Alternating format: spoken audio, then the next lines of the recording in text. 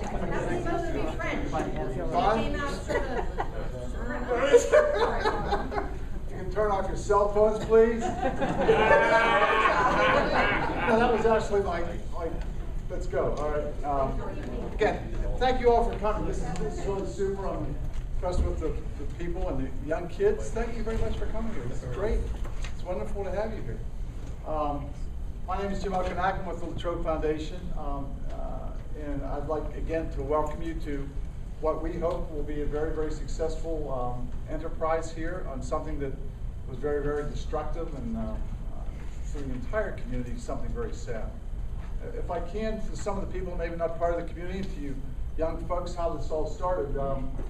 About 21 years ago, Bill Panicetti, who was a JC buddy of mine, came up to me and he handed me this article out of Parents Guide magazine and said, you know, Latrobe ought to build one of these playgrounds. And I said, well, okay, Bill, it's always time and money. So I just put it on my desk. Keith Fletcher, who was with Mellon Bank at the time, at the Mellon Bank office, which was then Citizens Bank, is now the Trini Rafferty building, said, Jim, Mellon Bank would like to do something for the community. Do you have anything in mind? I said, I'll be right back. And I found it, which was a good thing. And I handed it to him. I said, Keith, I think Latrobe ought to look at something like this. He got his cousin, Marilyn Pavlikovic, and some people maybe know her.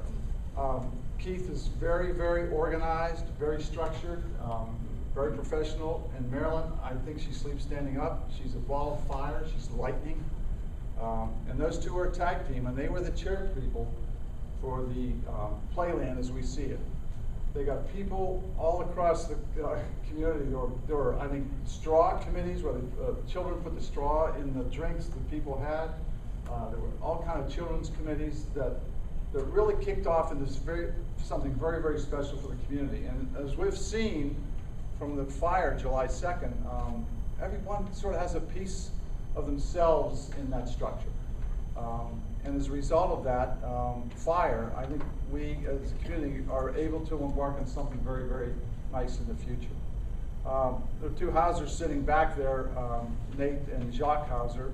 They volunteered their services right after the fire and completely tore off all the burnt structure.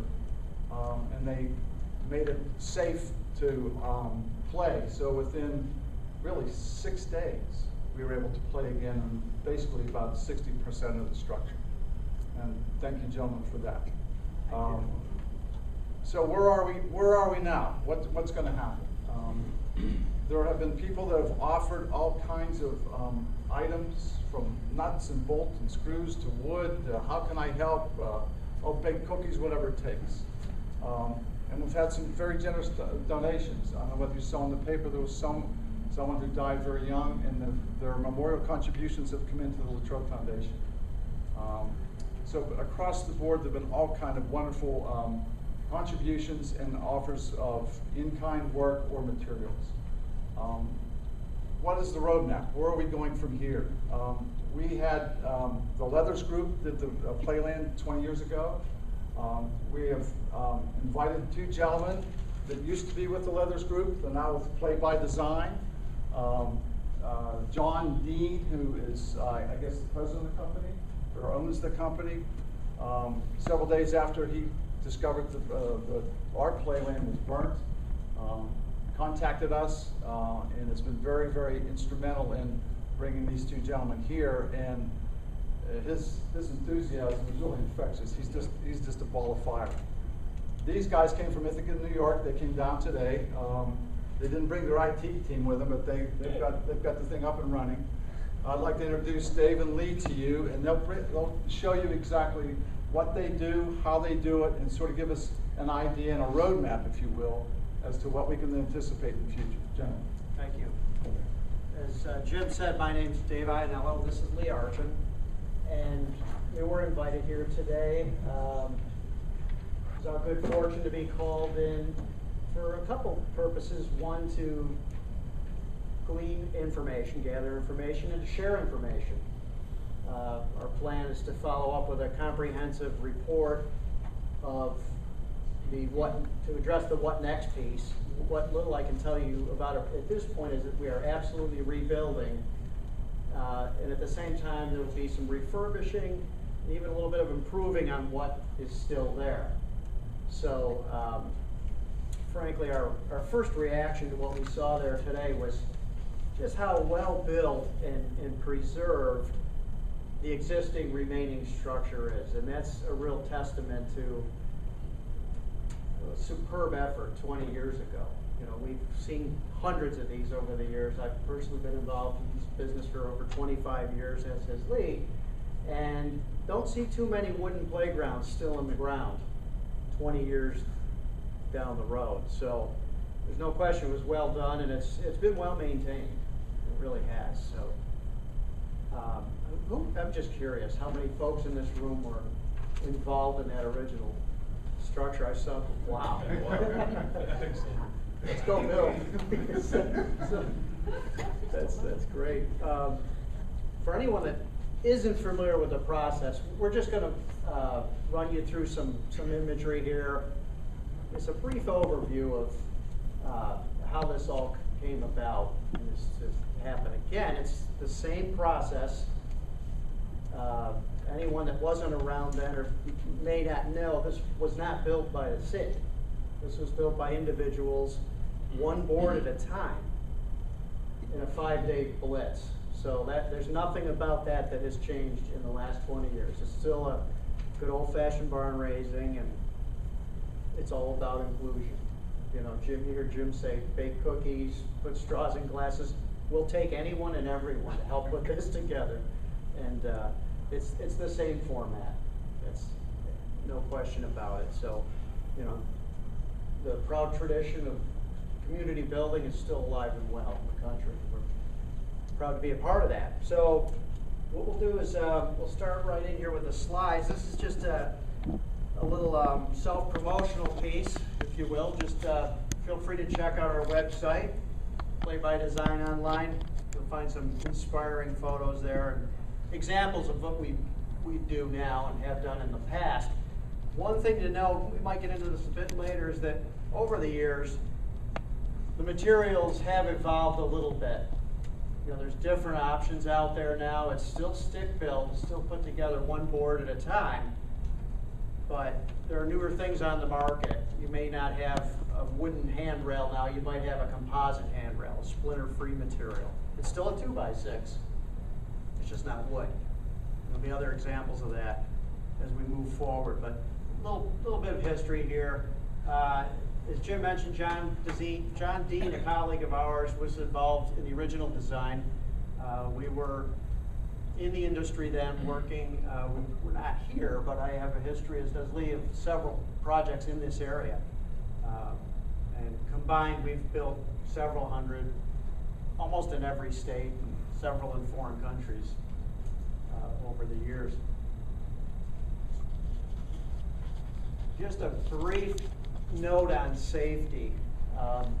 That I would like to mention, and I don't know if, I'm sure it did, the previous structure offered maintenance information. We have a maintenance packet. We have people on staff that can be contacted any time for the life of the structure. We'd be happy to work with you in terms of information, sourcing materials, doing an inspection if it's required. We have literature that we'll leave with you that clearly outlines the long-term care of the structure. Something that we've sensed today, right out of the gate, I don't know if it was that intangible beyond the structure, the big castle that gets built, or the trolley, or the treehouse, is that sense of community pride. We felt it, and we're seeing it tonight. Just that sense of ownership that you're not going to get. You're not going to find with any off-the-shelf product. You know, you folks built this thing. We'll build it again. And that's something that is hard to package. It's hard to sell, it's hard to describe. But anyone that was involved, and anyone's about to be involved in the second phase, you'll know exactly what we're talking about here. It's just an amazing sense of pride. And a lot of these playgrounds sprung up over the years out of a matter of civic pride, I think. Somebody in the next community built one, we can do that. except ours will be a little better. You make it a little bigger, that sort of thing. But And I'm sure the people that were involved in the original playground, it's really hard to explain with words of what you experienced during that build. Anyone you talk to, I can't explain to my wife, she hasn't been on a build yet, what I do. I've been doing this for 20 some years. And anyone close to me, you have to experience a community build to really understand and appreciate what you're a part of. Really, the playground out there, it's absolutely a byproduct, because even when we're walking through it, you're looking at a community pride, someone saying there was 2,000 people involved in this, we can't just take this down. You know, it's not that simple. It's a different structure than what you would purchase as a place structure. This is a community structure. There's memories. You know, we've seen openings, and it still blows me away. You see an opening, it's a humongous playground, and the mother's walking the child over to this little triangular deck that they screwed down, and it was the most important thing to them at the time. And they're so proud. That's worth everything. And as you guys know that you were involved in an original project, it takes a lot of work. But you'll see volunteers do things that you can't pay people to do. You know, we did a project in Homer, Alaska a few weeks ago, and you just step back, and we just recently, you should look at the combination of the different people who come from different walks of life. Everyone's equal. Doesn't matter if you're a lawyer or whatever you do for a living, everyone's there for a common goal. And by the end of the week, the 10, 9, 8, 7, 6, I'm sure you guys remember this, 5, 4, 3, 2, 1, you cut the ribbon and you hear the kids' laughter, and you can't help it. I don't care how macho you are. There's tears welling up in your eyes. I mean, that's the impact. And again, it's something that if you leave town, you're not involved in it, like we always tell people, they're missing out. It's an experience that I think everyone should be a part of. And it's hard to get people invested in. And the nice thing about communities that have done this before, it's unfortunate obviously fire, but there is somewhat of an understanding, especially for the group 20 years ago that was involved, that can help the core group kind of reach out to the next generation, because they're the ones that should be stepping up and experiencing what you guys experienced 20 years ago. They're missing out if they don't. And again, the playground will be amazing. We're going to update it. We're going to keep that spirit alive, because it's going to be community built, but we're going to approach it with a way that it's going to be better than what it was 20 years ago. And it's amazing. And again, by the end of the 5 days, it looked like it fell out of the sky, right? I mean, really, you can't explain how that structure went up so fast.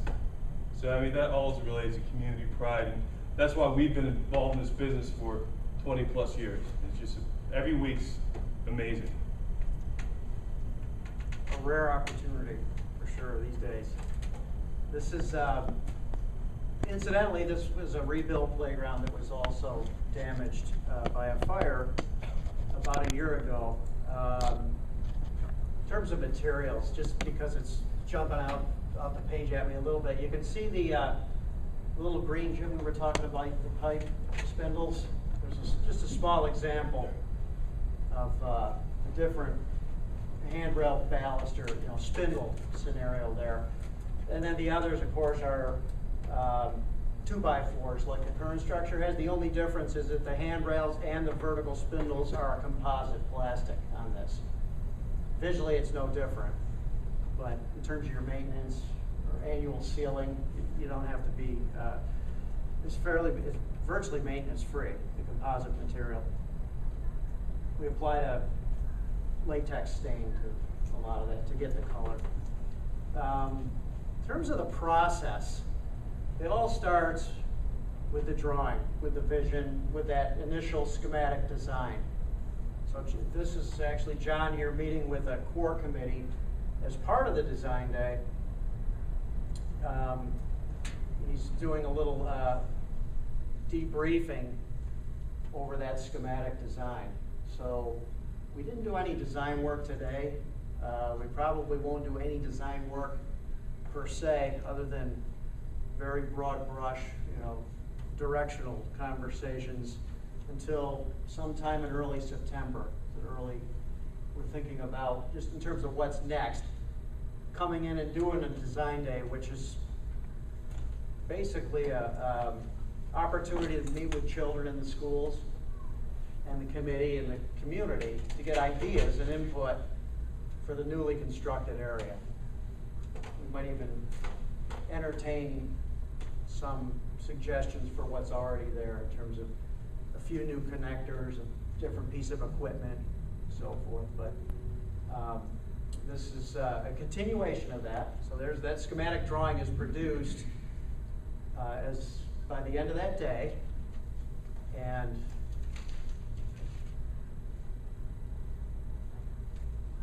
no image, but that evening there'll be a presentation of the schematic design. And that's a community-wide celebration. The objective there is to pack the house. You want to get as many people in that room as possible. We consider that the launch of the project. You know, it's a big media event. You want to announce the start, basically. And it's a good way to capture that energy and just get the ball rolling. The design is the vision. You know, that's the inspiration, really. And there's a lot of good energy to pick up on from that day and just take you right on into construction. There'll be several months of organizing from September. We're currently looking at thinking sometime in the early spring. As far as a rebuild, the date hasn't been nailed down. The playground will remain open, I presume, until then. But the construction will actually commence sometime in the early spring. Prior to that, we'll come back and visit as a troubleshooting session, just general, see where things are at. We call that organization day, and just touch base with all the committee to see if we're ready to do this thing, you know, in 2 months. So the build is, as I mentioned, a 5-day blitz, and there'll be 2 of us on site from our company, organizing hundreds, if we're lucky, dozens, tens, hundreds.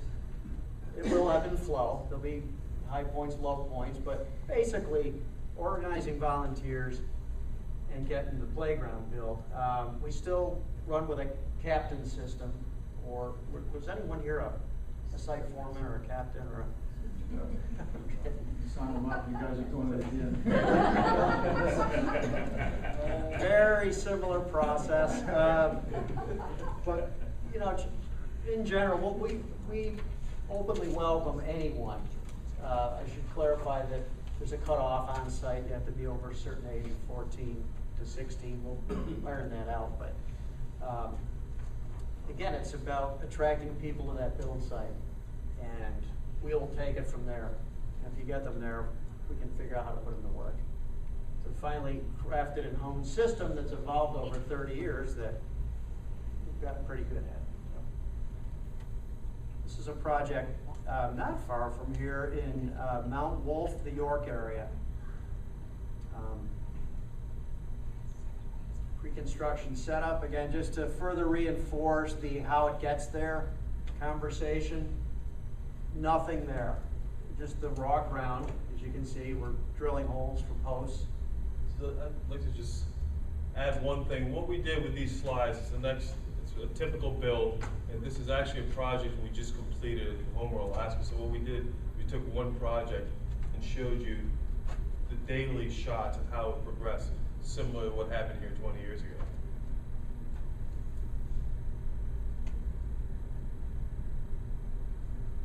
Again, you can see I'm sure it brings back memories for some of you guys. all the tools are on loan from the community. All the materials are donated or sourced locally from vendors. There's a tent there where people sign in and register. There's a food tent. We'll be serving meals on site. The red and white tent in the lower left is our on-site construction shop. We'll have a little prefabrication area. A lot of the components are pre-cut, pre-assembled, so there's a pretty good example there of some of the different functions of the build. And again, continuation of the first day. So the holes are drilled. You can see a lot of posts in the ground in the upper right slide there. Things are cooking down there in the lower right prefab area. A lot of pre-cuts, a lot of production cuts, assembly work. Same thing in the big Conoco tent. That's another example of a prefab tent. Upper left corner, all the lumber that gets used is prepared by hand. We'll round the edges off, we'll sand it. These folks are applying a oil-based sealer to the material, to the framing material. Just a little bit of an aside on the material. We're using a treated lumber framing with a composite decking. So all the decking is a plastic composite material, but it's all dimensional 2x6, 2x4.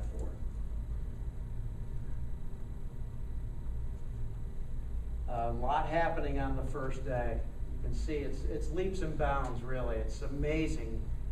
It's like framing a house, basically. You get a lot of bulk in that very first day or two. And that's very motivating. It keeps people coming back. When you see something like this happening so quickly, it has a real infectious kind of effect on people. And a lot of folks will come back. I would say 80% of anyone that showed up there the first day would probably come back, whether they're signed up or not, for subsequent shifts. It's almost a given. It's something that we bank on. It really is contagious, though. And I think a lot of that's just that fervor, or that frenzy. You know, it's happening so fast that it creates this energy that really keeps it, you know, on a life of its own at some point. Second day, continuing to frame. Some of the manufacturer, there's a nice shot of a large plastic tube slide. We no longer build the slides on site. We're still cutting under the tent, and a lot happening down there on site. So things are getting built in the tent, and things are getting built on site. It's a pretty well balanced orchestration of site construction and prefab stuff. And we literally have jobs for anyone. You know, anyone from a highly skilled professional tradesperson to somebody that's never handled a tool in their lives. There's a lot of work that has to be done. You know, one of the biggest pushes for us, sometimes one of the biggest challenges, is getting on the safety surfacing in. That's all spread by hand with wood chips. We're going to spread a 12-inch layer of wood chips across that whole site. That takes a lot of bodies. And it's just getting that big machine cranked up and keeping it going. It's just a hard thing to kind of motivate sometimes. So it is a fact that we can literally put anyone to task that shows up down there. And frankly, you can't open a playground without 12 inches of safety surfacing. So it's an important task as well. Actually, the lower left-handed picture, there's a gentleman working on the beginning of a train. It's a barrel of the train. The classic, the guy signed up for one shift, started the train, guess what? He showed up and finished it. You know, he was probably volunteered to come for that one shift. As you guys remember, once you start something, you have that sense of ownership. It just makes you come back.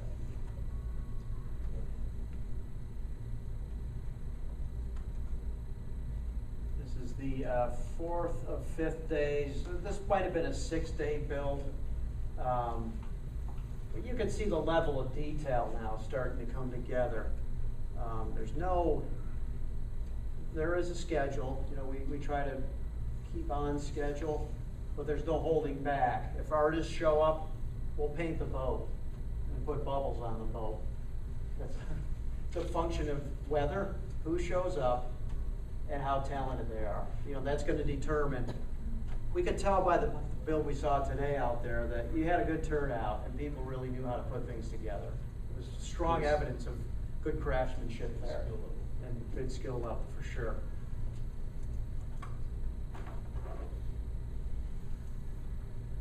And of course, we're really close to completion here. You can see people spreading the wood chips around. This is where we really move in and start to handle that detailing. A lot of hands here. Typically the weekend, we'll start on midweek on a Wednesday or a Tuesday, setting the stage for a strong finish on the weekend when you really do want those hundreds. On a Saturday, you want 120 people out there, spreading the ground cover, adding the sealer and the stain, doing the fancy detailing and the quality control, sanding and setting screws, just checking this thing over twice to make sure it's a safe play environment. Because what we're heading for is a ribbon cutting on Sunday night. That's our target opening time. the end of the week on a Sunday night. We'll do it. We'll open that playground 5 o'clock on Sunday night. Day 6, the final day, is finishing touches, really.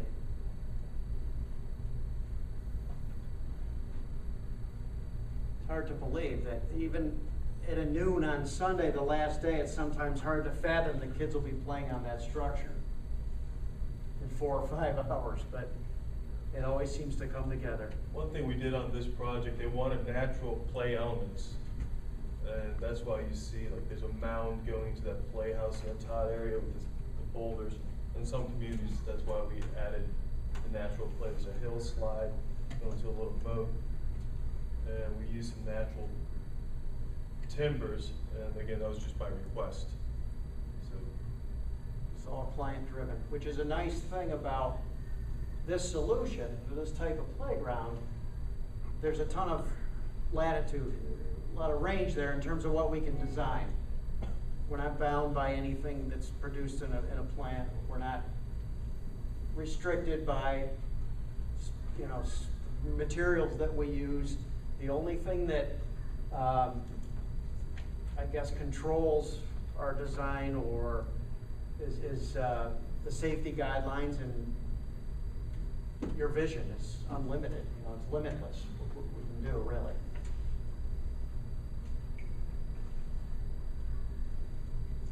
this is it. It's not unusual to have, you know, everyone that worked on this show up on the last day for the ribbon cutting. Not unusual at all. You guys must have had a huge opening ceremony to a lot of people.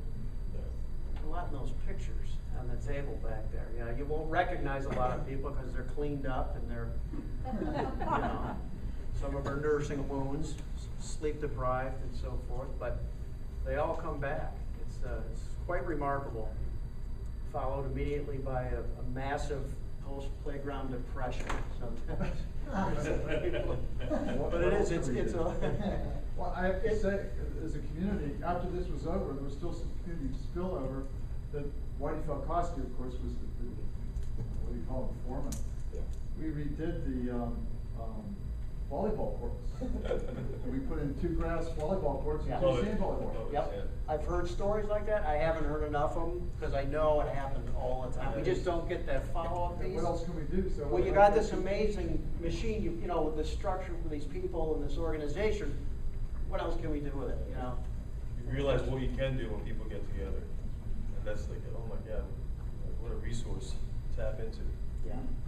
And those sentiments will linger for years. Years. It's life-changing for some folks, and it's just, we don't know what happens week to week or year to year, but we do know that it has a kind of a galvanizing effect and a lasting effect on people in communities. And what Lee said was true. If you weren't a part of this, it's all you're going to hear about for the next year anyway. So you really, you know, I always feel that people missed out if they weren't there. Kind of fun shots of the playground in action. The upper right was an interesting addition to the playground. It isn't anything that we necessarily designed or created. They had, again, a real yen for this natural play. It's becoming pretty popular, boulders and water features, you know, kids back into the natural elements. They really wanted a water feature there. So a local artist took it on, a local crafter. We did get involved with him to the extent that we reviewed his proposals, his construction ideas for safety. We had to be darn certain that, you know, the water pump didn't have any pinch points. We had to be sure that, you know, there were no entrapments or areas where kids could get stuck, you know, where they were using logs, and the proper fasteners were countersunk so there weren't bolts or hardware exposed. We worked with him on that level to make sure it was safe, and he sure did a great job of figuring out how to make that buildable. He built it and functional. That thing had a nice little flow of water in it opening night. It was very impressive. So again, just a cool example of how you can bring local talent, you know, artists. There's no limit. We had carvers on this site. We had woodworkers that did some post and beam. They built a beautiful arch at the entrance. This guy made the water feature. It's just fun to see who might emerge and, you know, what they can add to this, what they can lend to this. And it's impressive. 6 days ago, there was nothing there. That again goes back to the community build.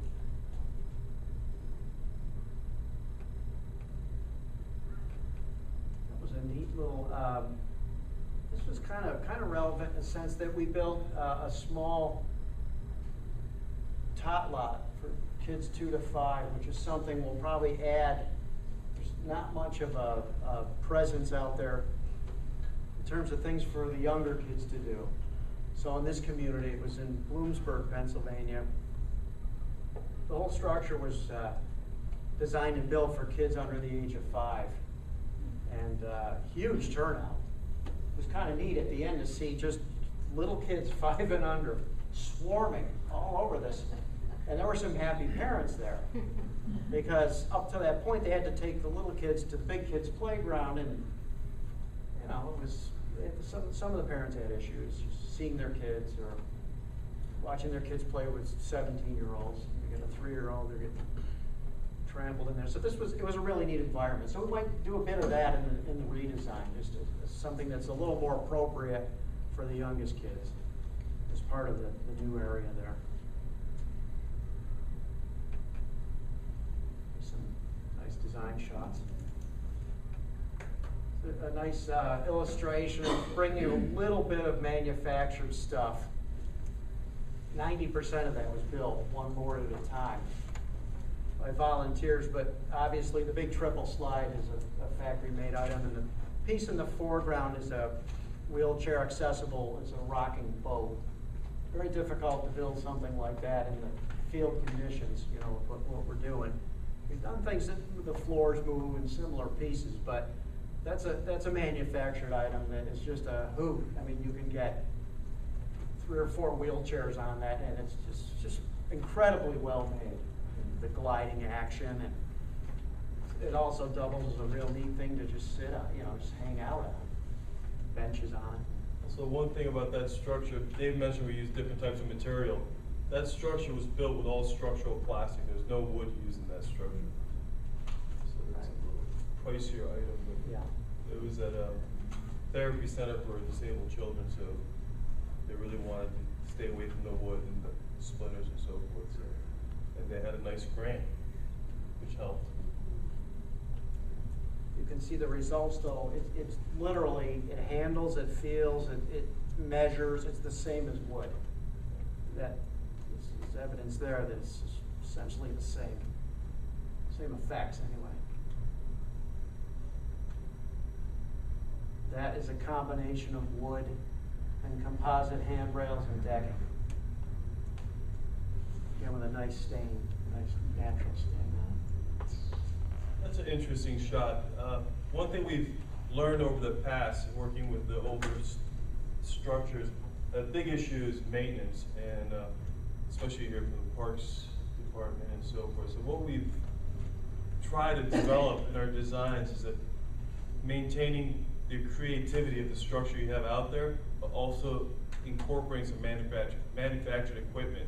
As you can see, you know, there's still the posts, and we don't use chain anymore, we use cables. So as you can see, the old structure after the chain's been taken out because it stretches, breaks, and so forth. So we've updated some of our equipment, but we haven't lost the community build aspect of it or the field. That's a very relevant picture, because we'll replace what was once chain with rubber hose over it with the manufactured net. We'll retrofit it to what's there.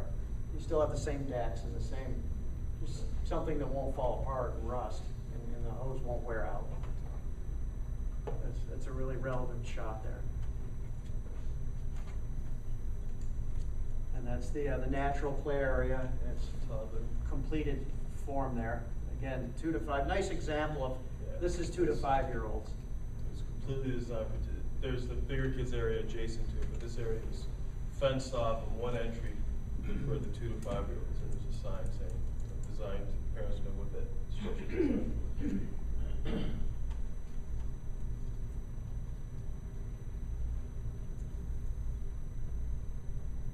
Those nets are increasingly popular these days, but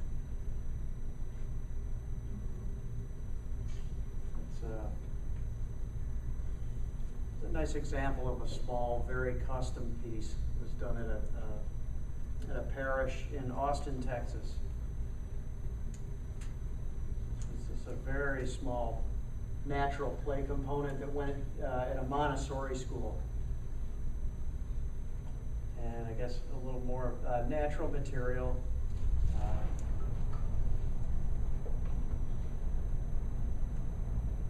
Really natural. Locally harvested lumber, and a very unique request for Well, that. the nice thing about these shots, it shows that what can be created with different hands. The level of detail is pretty elaborate, and to be able to build with volunteers to create that kind of structure is pretty impressive. That's the same structure at night. The lighting. A little lighting.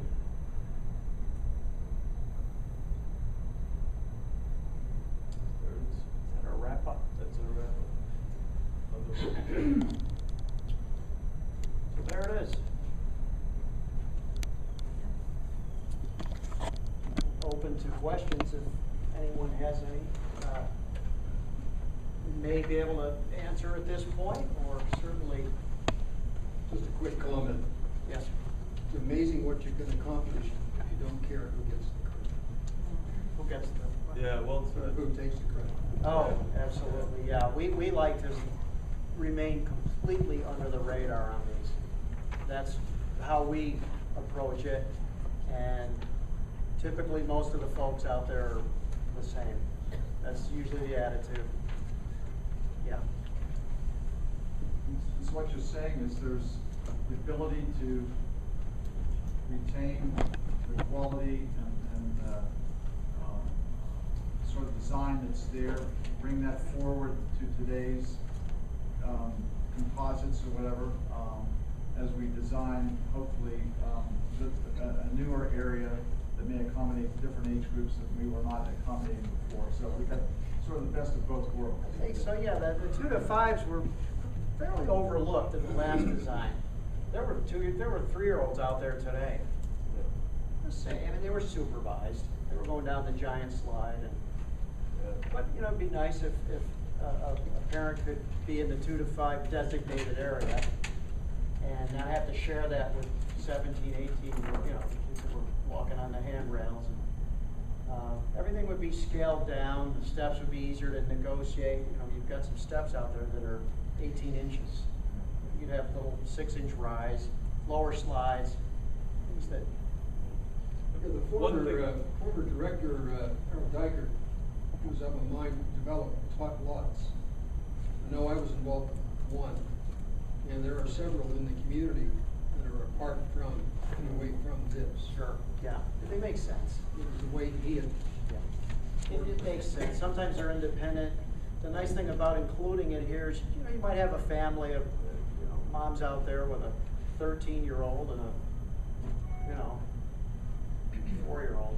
The one thing we did do on this trip, just so everyone knows why we were here, when we looked at the structure, we looked at it in a way of, okay, how do you maintain the history, at the same time think about, you know, one big factor is maintenance that we've come across, not just this structure, but pretty much all the old wooden structures. And we have created our own company, our own vision of how do you maintain the spirit and the feel, but you still make everyone happy as far as the parks department, because you don't want to, you know, that structure is a beautiful structure, but it takes resources to maintain. So our vision for the next phase, or Playland 2, is a vision of, okay, let's keep what we had before as much as we can, but it's still, whatever we build now is definitely going to comply to all the standards Dave mentioned, but also increasing some play value. There's a lot of things that we looked at back then. We used more spatial play, but now there's an opportunity, maybe opening up a couple of those rails with the balusters and putting another play component. That's what we're going to play with, and we're going to hope, during design day, you folks coming back and the community coming to, what we're looking for is for that input and to create some momentum and absolutely create what was there, make it better with the same feel. And the materials we use now are completely different than what we used before.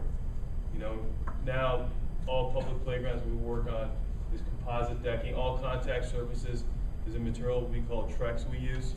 Like all the railings, the balusters, the decking where kids crawl.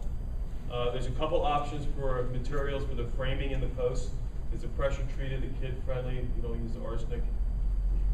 It's the newer material that has a different treatment, doesn't have the arsenic. I mentioned it's MCA, I believe it's called. And so that's one option for the framing in the posts. We do structural plastic, like we showed you the picture, depending on how maintenance friendly we want to make the structure, and that's usually also relative to the overall budget. And go ahead. Just a note, the upper side of Playland where the sort of the entranceway and the swings, the big swings are, that's in the direct sun. And that wood has weathered and cracked and splintered and eroded over the last 20 years. Down at the bottom, actually where the fire took place, those timbers have been shaded and they're in much better condition. So when the foundation and the Park and Rec Commission met there today with these gentlemen, we talked about preserving what we can preserve from the original structure.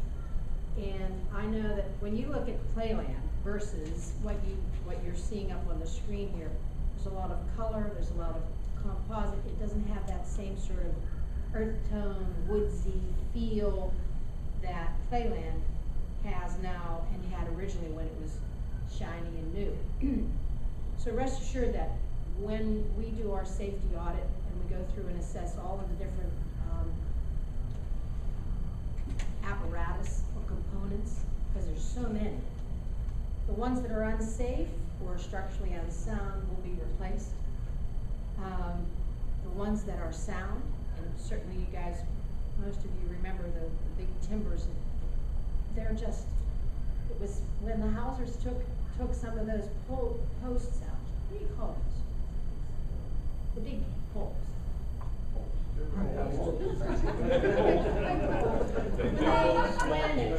When we took some of the big poles out, I'm thinking there has to be another word for those.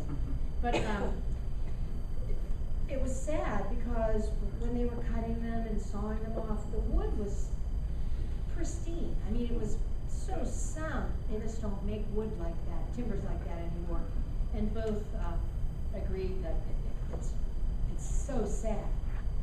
That's why I asked Chief Kumar to come tonight too, because we're gonna, this is not just about building it and then letting people ruin it. It's about making it safe again for our children. It's about involving the community, re-involving the community in something that I can't even tell you how many phone calls I get every single day. And it's very difficult to get people to come to a public meeting. This is a wonderful representation, and I thank you all. And I know most of you in the room here, and your community spirit has gone on and on and on over the years. So rest assured that we plan to involve the community with these gentlemen and their guidance. But we know that the compliance from 20 years ago and today, 2 different levels. We also know that accessibility is an issue. We're not going to go in and tear it all down and then build a plastic playground. That's not what's going to happen.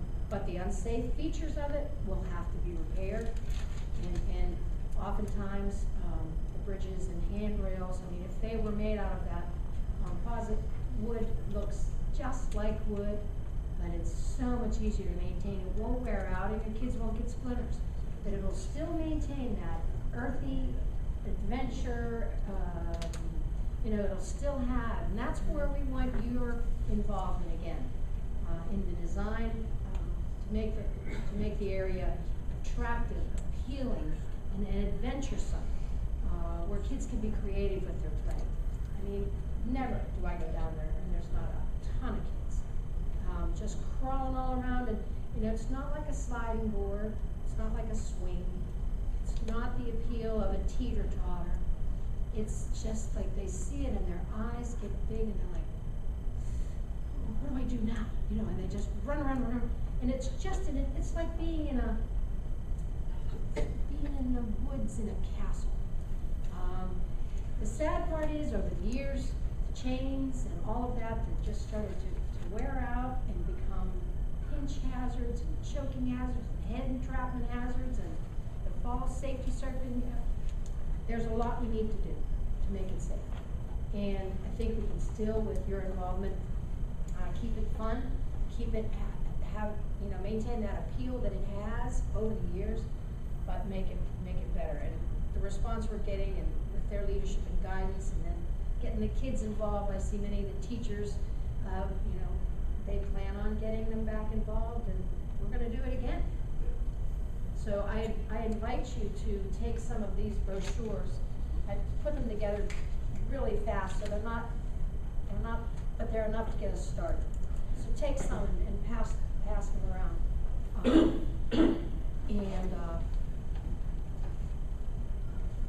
Anybody else have any questions for anyone? The lifespan of the composite, originally we said 40 years for the one that's there now. Do you have a lifespan that, I want to know, am I going to be around for the ending of it? I believe the manufacturers say 25 years, but don't hold me to that. But I would comfortably say a composite deck board 20 years, as this was, if not longer. Again, it's plastic. 20, 25 for the composite. I imagine that any lumber used would hold up as well as the lumber that we've used in the first build. I will say that a 20-year-old all wooden playground in that condition is very rare. I've seen 20-year-old playgrounds. They're just usually not as pristine as that one.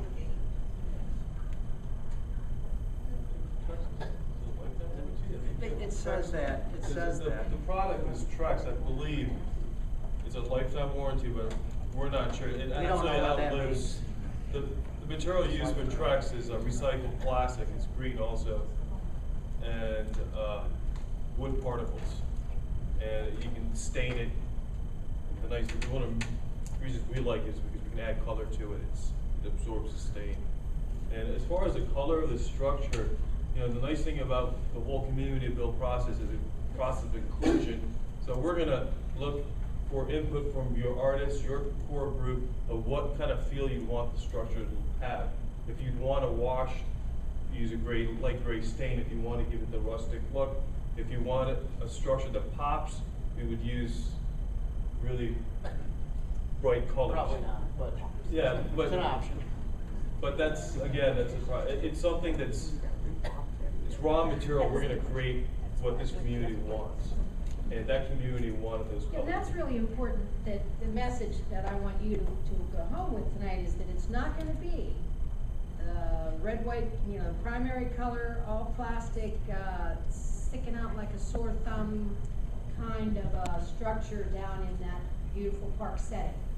We plan to continue the foundation, all one, the earth tones, the natural. And I think that's the appeal. I mean, I don't want to say this, with all due respect, they're a dime a dozen. This one's unique. And we will maintain its unique kitty. Good word. Thank you. I just made that up. I want to thank you. I don't want you to, I don't want to rush you out, but this is one of the original T-shirts from the crew, and I can guarantee it is. But you people should be so proud of yourselves. This community should be very proud of itself, because I have never in all my life ever experienced rally, the response that we've gotten from our community. Every day, I just received another, Jim, I'll pass this on to you. This is from CDT, their fundraiser down at the 4th of July. It's a $1,500 check. Another personal donation.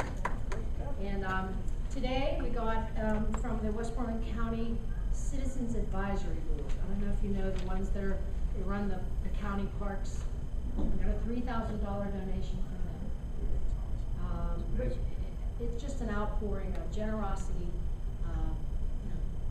$10 checks, people doing, just stock donation, companies all across town. We'll give you all the paint you need, we'll give you all the, unbelievable. A list as tall as myself. If I lined them all up.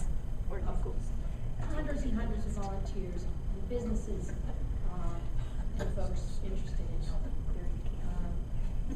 It's a wonderful, wonderful thing.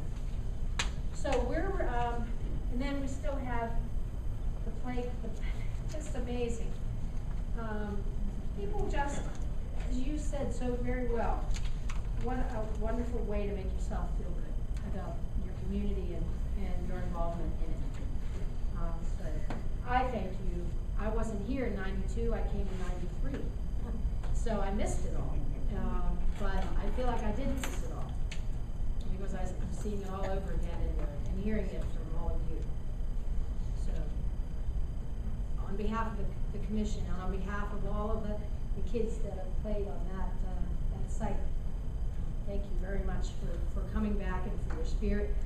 And make sure you take a donut before you leave. But I want to ask, are there any other questions? I'd like to ask one, I want to put you on the spot sheet. I've got the stockade prepared to put in front of you. Yeah, I knew this was coming. If you want to say no comment, that's fine. We do have suspects. We don't have all our evidence back yet from the crime lab. It's just a matter of putting the proof together. We have the people that were there when it happened, and it's just a matter of proving it. No, I'll put the stockade in there. Yep, I wanted to ask a question of you. Of all the designs and things that you've done, does the question of wireless cameras or lighting ever come up for security reasons? It has, and it usually would happen after we leave, but they do some depending on the location of the park. And, what do you think about what we have down there? Didn't see the lighting, but there's a lot of conversation about it. I think it's fine when you don't want to light it to the extent that people think it's open for usage. So they generally do a low-level security lighting. If somebody went by, you could see, the police drove by on a routine drive-by, they could see a silhouette or somebody. Or motion lights? I don't know if they put motion lights in or not. Because the park's closed at dark. Yeah. So if someone's down there, it's and trip the problem with that site too, the amazing thing about that site is it's so tucked and so amazing, but at the same time, it's not remote. So, but one thing that we do in a lot of our playgrounds is we're adding, we're talking about the pipe ballast. The structure will be more open for parents, keep an eye on their kids, and as well as security reasons. Rather than making these huge walls where kids or people can hide behind, we try to open up the design as much as possible without losing the creative aspect of the design. You can't lose a child there. I got lost there twice. I have one question. Is there a reason that the timeline stretched out so far? Maybe I can answer that. Jim, you know me, so I have to. That's right. Lester wanted it done yesterday. And to be honest with you, John Dean said, we can get this done by October. Well, I think what's so critical and so important, and maybe Donna, you can chime in too, the kids component on design and you chaired the children's committee. Well, there was, yes. A couple of you. We got a playground also. Yeah. But we went to all 3 elementary schools in CDT and got really good input from the students, and I think that's so critical. And that starts the groundswell, the parents get involved in everything else. So that's not gonna happen until September. Then we get into design and everything else. And unlike Alaska, where I saw you started in the snow and ended up with shirt sleeves. But so we're into the winter months, and the reality, time, talent, and treasure. The time element, I think, because of that, and then getting into the winter months to have construction probably in mid-April. The talent, we need everyone's talent and the treasure. 20 years ago, our Playland was $85,000. Fast forward 20 years. So, I mean, these contributions are absolutely wonderful, but we've got a hill to climb as far as raising the money to not only build this thing, but to maintain it. So that gives us time really to get our ducks in a row as far as design, what it's going to take, and then we go out and we seek those kinds of dollars. For private funding sources, what I think might be attractive, we're dealing in 2 taxable years, or we're dealing in 2012, 2013 for funding. That might be helpful. But I think we use this preparation time, keep that momentum going, and then when the gun goes off, mid-April, the end of April, we're all set and ready to go. Yeah, and Jim, even if we had a big check that was, a blank check, and we could write it for whatever the cost, and just hire folks to come in and get it all done, you could get as many folks to come in and tear it all down and build it all back and use the same, you could do that. But I don't think it would have the same appeal. And I don't think it would carry as much weight and value. And I don't think that the folks in this room would be very happy about that. Those of you who pounded in the nails and put the straws in the glasses. So it's the process, not only the outcome. And so I agree with all of you that that's the way we should do this and involve the children, because that's how they're going to value that area.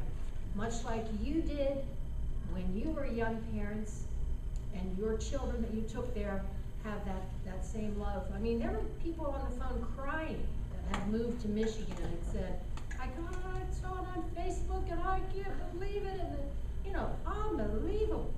And on the news, Channel 4 had a woman, they were just down there randomly, she was crying.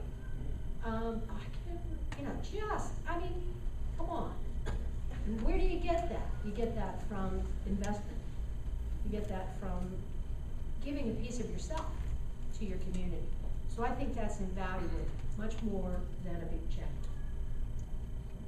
What do you think is a lot that is gonna be in the area? What do you think that's a lot that's gonna be in what area? How big does this blank check need to be? Well, it's unlimited probably. That's a good question. We sort of ran some numbers. We thought, probably $125,000 to $150,000. Well, that's because we have free labor. If you were gonna rebuild that, right now, Did you say $500,000? or more. If you're gonna rebuild the structure with wood today, the whole community build process, the materials and everything else would probably be close to 150, 200,000. What we're talking about right now, restoring it, and you're probably looking, depending on if you guys decide going structural plastic or not, what kind of materials you want to use. Right. If you were going wood and talking about some of the changes we're going to make, you're probably looking at anywhere from about 100 to 125. Again, depending on how, that's the basic, but if you're going to tear it all out and redo it with Trex and everything else, you're looking probably close to 200,000. Oh, you say 125, we're talking pennies. No. While we're doing the kitchen, might as well finish the bathroom too, right? Add 20%, so I'm back to my half. When you say that 125, is that how much cash we need, or is that how much That would be your without the budget. in-kind donations? It's a good question. The way this process works is after design day, we would send you guys a schematic drawing. It's something that you would use as a fundraising tool. With that drawing, you would get a potential donated materials list. Okay. This is what you would use to seek out donations of materials. So now you have, and then we would give you an itemized components list. So you would have Bank of America, I don't know, buy the circular slide, or, you know, so that's the, if you were gonna get any donations, so that money is your budget, you would use the initial materials list to create a budget. And the nice thing about this process is you'll most likely get donations, so that number will hopefully come down. So I guess the answer to her question is 150,000 would be your cost. Right. So if we got donations, for each of those donations, it would go down. Right. So that would be like if you got no donations, if you're gonna write a check, that's what you would, Yeah. again, this is a guesstimate, again, this is. I We think haven't it- designed anything yet. Yeah. I mean, we I think haven't it's hard. decided, are we gonna replace a slide or leave Premature, the but existing? Yeah, that's, It's in the ball. Having just put in several new playgrounds in the community, I think that's a low figure. yeah. And again, it's because it's community built. If you're gonna pay. The safety surfacing alone for the square footage of that site is $10,000. Just the safety surfacing. And And, that goes away. yeah, and then you have to put it on every couple of years. So, Got turned off. I think that's a low ball. I'd say between 150 and 200 would be more like it. But then, as they're saying, take off for donations, as that goes. So we Oh. got Needs to some- be over. Keep it up there. We got some hills to climb, but I think we can do it. I do too. Good? So what happens now, you talk to these gentlemen, and then you watch, we'll contact you, that's why we got this, and as soon as we get any more dates and times and what's next, then we'll contact you via email, or call you, or whatever, and then we'll start to form the committees together, and we'll move forward. But this is a start, and please take some brochures and spread the word, and thank you again. Thank you very much. Thank you.